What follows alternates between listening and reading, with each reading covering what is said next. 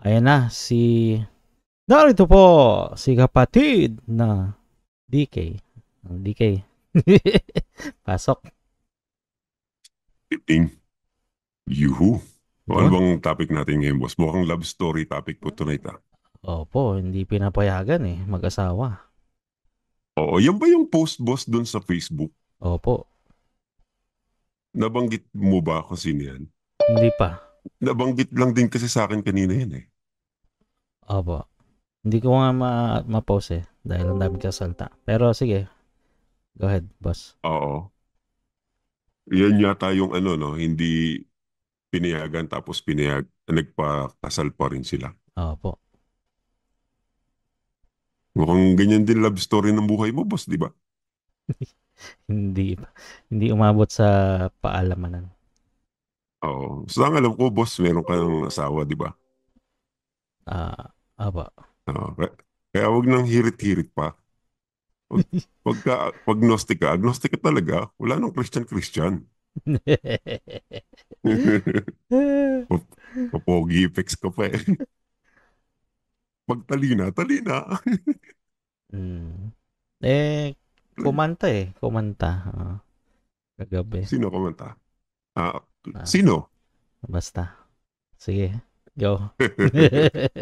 Talaga ba? Talaga lang ha. Oo, sabi nga rito, may nambabakod. Ang hirap eh. Anyways, boss na napakita rin sa akin yan kanina. Kaninang umaga ko lang din yan na nabalitaan na meron nga daw na nagpakasal kahit na hindi naman daw pinayagan. And then, gusto nga daw yata noong nasa loob, kung DS man yon or kung sino man yon, eh, marami naman daw yung nasa loob na taga-iglesia or MCGI. At mas magandang yun daw ang mapangasawa kaysa naman daw yung nasa labas. Parang kaninang umaga din, nakapag-isip ako na, bakit sa loob-loob ko ba ang successful marriage ba? Depende kung magkasama kayo sa religion o wala. Well, para sa akin, hindi naman batayan siguro yon. Yung kasing kalayaan at karapatan ng bawat tao, babae man o lalaki na mag-asawa, yung pag-iibigan at yung pagpapakasal sa isa't isa, dapat hindi yun nakabatay sa taong nakapaligid sa iyo at hindi lalo na dapat na manggaling sa dikta ng isang religion. Kasi pagka ang kasama nyo bilang babae at lalaki is manggagaling sa dikta ng karelihiyon mo or lalo na ng pastor mo, alam mo, delikado yun eh. Sabi mo nga kanina, Brooks, di ba? Narinig ko, hindi naman ikaw yung makikisama sa taong pakakasalan mo eh. I mean, Mhm. hindi sila, rather. Yung makikisama sa taong pakakasalan mo, kundi ikaw. So, try to assess this, boss. Subukan mong i-assess. Subukan nating pag-aralan lang sandali yung pagkakaroon ng maayos na relationship. Umpisahan natin, boss, sa magkapareho ng religion. Let's say, halimbawa, pareho ng religion magsasama. Ito, boss, tatanungin kita ngayon. Meron bang nag-asawa na magkapareho ng religion na naging successful ang marriage? Meron naman po. Meron, di ba? Hmm. Now, lagyan natin ng konting twist yung tanong. Lahat ba ng nag-asawa na magkapareho ng religion ay naging successful ang marriage? Pareho lang yun. Hindi, Opo. magkaiba yun, boss. Ano sabi mo ulit? Kasi yung una kong tanong sa'yo, meron bang nag-asawa Mm. na magkapareho ng religion na naging successful ang marriage? Mm.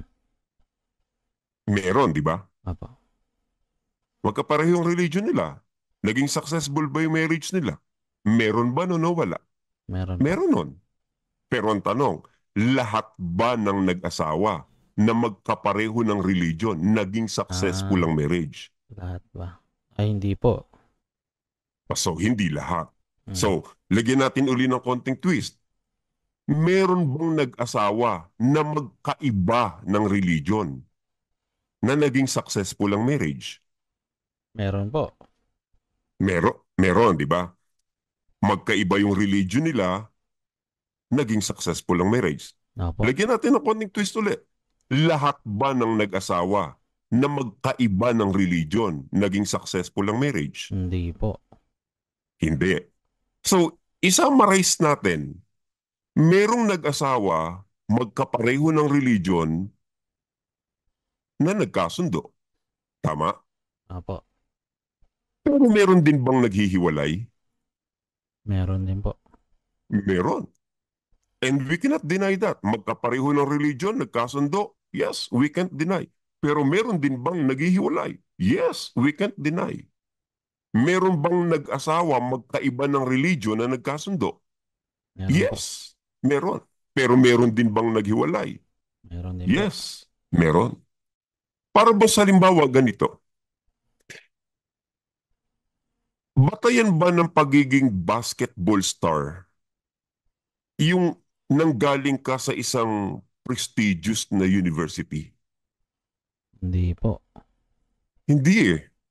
Hindi ko mo tagalasal ka, magiging superstar basketball player ka na. Kasi meron din namang gumraduate sa mababang pangaralan ng tikay. Successful din naman as basketball player. Hindi ko mo ikaw ay graduate ng Ateneo, hindi ko mo ikaw ay manlalaro galing ka ng University of the East or UST, batayan na yun para maging basketball star ka. Dahil meron naman graduate ng isang ordinaryong university lang na naging superstar as basketball player. Parang halimbawa, boss, batayan ba ng pagiging successful sa career yung ikaw ay graduate ng isang university? Hindi po. Hindi rin naman, di ba? Kasi merong mga successful businessman na wala namang titulong pinanghahawakan pero successful sila as businessman, di ba? Mm. So, wala sa batayan ng pagkakaroon mo ng maraming titulo para ka maging successful businessman. Wala sa batayan ng pagiging basketball star mo yung ikaw ay graduate ng isang prestigious university. Higit sa lahat, wala rin sa pagiging successful relationship yung magkasama kayo sa iisang religion. So, what's in it for me? Kung ako mag-a-assess, titingnan ko lang siya sa isang malawak na perspective o pananaw. Yung pagiging successful ng marriage or pagiging successful ng isang relationship, hindi nasusukat sa pagiging magkapareho ng religion. Hindi ko mo same religion kayo, batayan na yan para maging maayos ang relationship nyo. Dahil merong naging mag-asawa, magkaiba ng religion, but naging successful na marriage.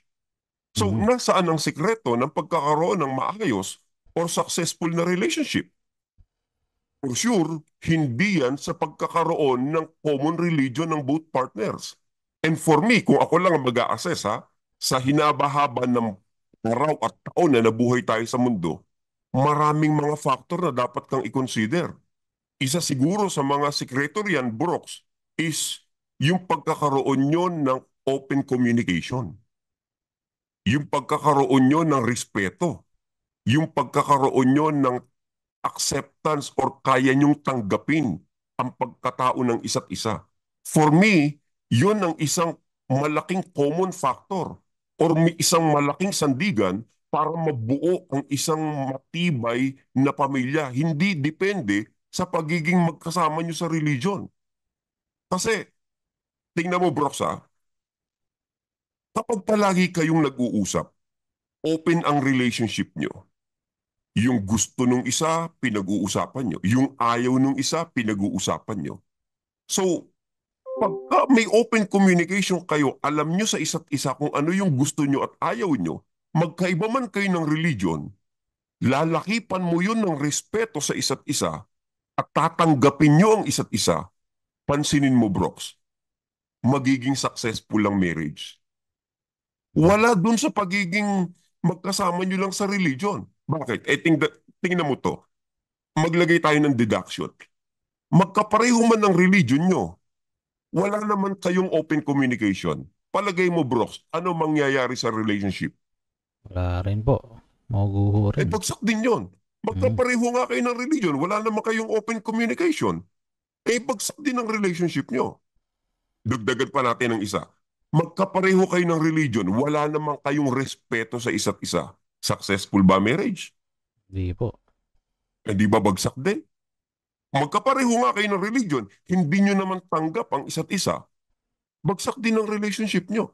So, nasa ang sekreto? Ang sekreto ba is nasa pagsasama nyo sa isang religion? Magkasama nga kayo, wala namang kayong respeto, wala namang kayong ah, acceptance or open communication sa isa't isa, bagsak din ang relationship nyo. Kaya, kung mag-aasawa man si sister, kung sino man siya, Arlene yata yung pangalan, pagkakatanda ko, o kung sino man ang nasa loob ng MCGI na may balak magdesisyon na magjowa or magpakasal, ang foundation po ng relationship, yung open communication. Malaking factor talaga yan. Pag hindi nag-uusap, ay yan ang umpisa para hindi kayo talaga magkasundo. At ang isang malaking factor dyan, yung respeto nyo sa isa't isa. Pag wala kasing respeto sa isa't isa, magkapareho ba kayo ng religion, wala rin patutunguhan.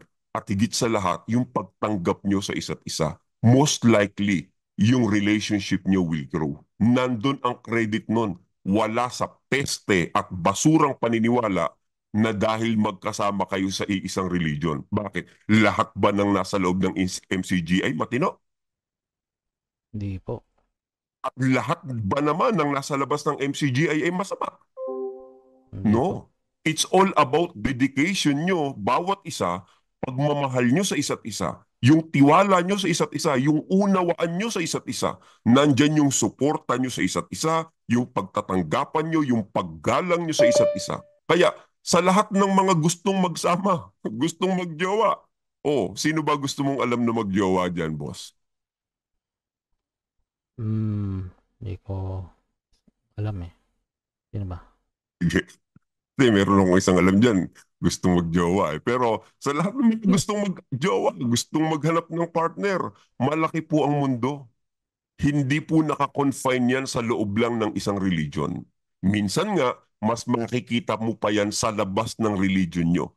Kasi yung mga nasa loob ng religion nyo, nakakahon na ang utak dahil sunod-sunuran sila sa sasabihin lang ng KNP nila at ng manggagawa nila. Kaya dun sa post ng kapatid, saludo kami sa'yo. Kung yan ang naging decision mo, go for it. As long as you believe na ang paniniwala mo is magiging masaya ka dyan sa piling ng taong pinakasalan mo, we wish you all the best. Wala ang sekreto ng successful marriage sa kasamahan mo lang sa religion. Minsan nga, yung kasama mo sa religion may topak pa. At minsan, mas makakakita ka ng isang successful relationship sa taong nasa labas dahil yung nasa labas, handa kang tanggapin maging sino ka man. Ayun. Magandang gabi, bro. Sensya na nahaba.